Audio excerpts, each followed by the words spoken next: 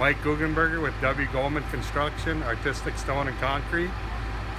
We were actually on the site the day after the tower got hit. We were working on the entryway steps on the other side of the building. So we assessed the damage right away and lined up personnel and lined up getting the removal done, which it was removed last fall. And we took it to our shop and completely rebuilt the tower using the old structure as a pattern.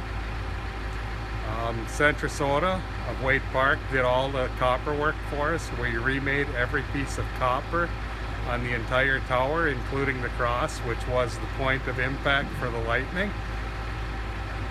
After all said and done, the new tower, the weight is 1,900 pounds, and it was installed today on June 16th of 2016.